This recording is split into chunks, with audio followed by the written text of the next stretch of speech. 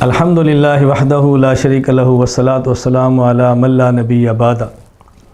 رمضان المبارک کی عبادات مردوں نے بھی کرنی ہے، خواتین نے بھی کرنی ہے۔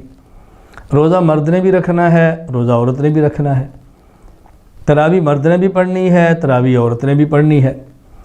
لیکن اس بات کا خیال فرمائیں، تراویح دونوں کے ذمے ہے، تراویح کی جماعت دونوں کے ذمے نہیں ہے۔ یہ بہت بڑی غلط فہمی پیدا ہو رہی ہے کہ جی ہمارے گھر میں مستورات جماعت کرا سکتی ہیں، ان کے ذمے ہی نہیں ہے، آپ کو ٹینشن کیا ہے؟ عورت فرض نماز کی جماعت کرا سکتی ہے، بھئی عورت کے ذمے فرض کی نماز با جماعت ہے ہی نہیں، کیا پریشانی ہے؟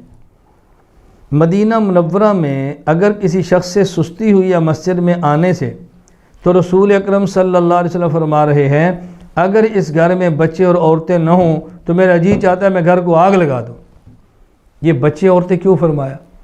جو چھوٹے بچے ان کے ذمہ ہے ہی نہیں نماز، جماعت تو بات کا مسئلہ ہے۔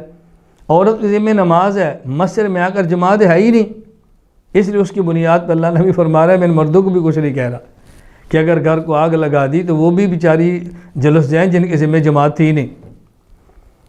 فرض کی نماز جماعت کے ساتھ عورت کے ذمہ نہیں، جمعہ کی نماز جماعت کے ساتھ عورت کے ذمہ نہیں، عید کی نماز جماعت کے ساتھ عورت کے ذمہ نہیں، تو تراویح عورت کے ذمہ کیسے ہے؟ اس لیے میری گزارش ہے خواتین پریشان نہ ہوں، میں آپ کے جذبات کی قدر کرتا ہوں، میں سمجھتا ہوں آپ کو دین سے محبت ہے، لیکن دین سے محبت ہے تو دین کے اصولوں کے مطابق عمل کرنا ہے نا، اپنی محبت سے تو عمل نہیں کرنا۔ ہم نے دیکھنا ہے کہ اللہ کی منشا کیا ہے، اللہ کے رسول کی منشا کیا ہے، شریعت اس موقع پر کیا چاہتی ہے۔ اور اگر صرف خواتین ہوں تو جماعت نہیں کرانی، اپنی پڑھیں۔ اگر کوئی بچی قرآن کی حافظہ ہے، الجھن ہے بھی نہیں پڑھائے گی تو بھول جائے گی، زیادہ سے زیادہ کوئی بچی اپنے ساتھ کھڑی کرے اور قرآن یاد کرنے کے لیے پڑھ لے، لیکن جماعت نہیں 2 آ جائیں 3 آ جائیں 4 یہ نہیں کرنا، زیادہ سے زیادہ آخری درجہ اس کا یہی ہے، اس سے زیادہ نہیں۔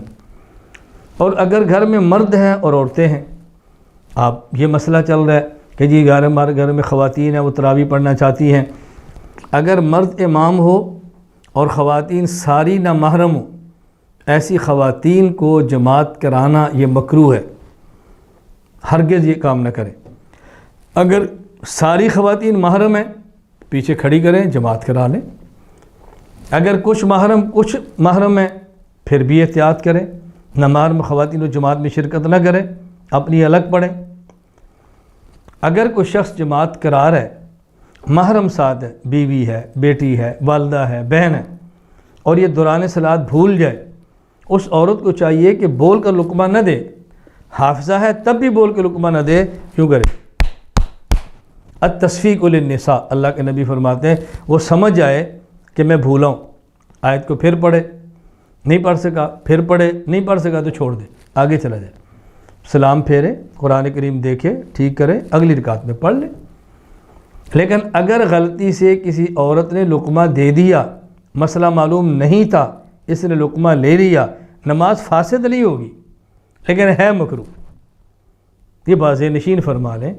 تو میں نے 2-4 باتیں عرض کرنی ہیں، نہ خواتین فرض نماز کی جماعت کرائیں، نہ تراویح کی کرائیں، نہ تراویح کی جماعت میں شرکت کے لیے پریشان ہوں، نہ عید کے لیے پریشان ہوں، نہ جمعے کے لیے پریشان ہوں۔ آپ کو چاہیے افطاری کا انتظام کریں، آپ کو چاہیے سحری کا انتظام کریں، یہ آپ کی عبادت ہے۔ دیکھو مرد حج جہاد کرتے ہیں، حضور کیا فرماتے ہیں؟